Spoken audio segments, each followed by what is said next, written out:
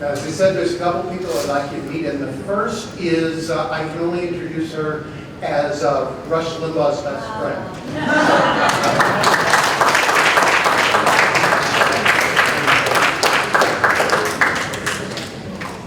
I think that counts as slander, does it not? Hi everyone, I'm Sandra Fluke. It's nice to see so many of you. It's nice to be back among progressives. I live in Los Angeles, not so very far away, and that I've been going to many of the caucus meetings this weekend talking about two bills that I'm supporting as part of my social justice advocacy agenda this year. And the reason I'm talking about them is they're progressive bills. They're bills that are not going to find an easy path through the legislature, not going to get an easy signature from the governor. They're the kinds of bills where we have to drum up support, where we need the progressive community's voices speaking loudly. Now, the first of these is the Domestic Worker Bill of Rights. Thank you very much. We remember that 75 years ago, our bedrock labor laws in this country were passed on a racist and sexist compromise in order to get Southern legislators to vote for these basic labor laws. Domestic workers and agricultural workers were left out. Think back to where we were 75 years ago, and even realistically where we are today. We know who agricultural workers and domestic workers are, right? They're our brothers and sisters of color. And that's one of the primary reasons that they've been left out of our labor protections.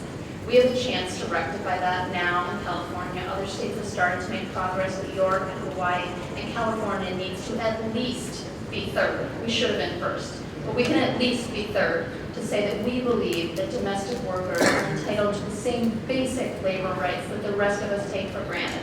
Things like overtime, and meal and rest break, and just really radical things like being able to sleep through the night.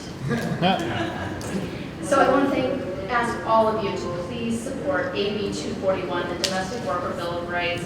Write to the governor about that bill. And the second bill, very quickly, I want to tell you about. How many of you read about the sterilizations that were happening in our prison system, the coercion of, let's be honest, we know who we're locking up in our prisons, right? It's people of color, it's poor women who are being coerced.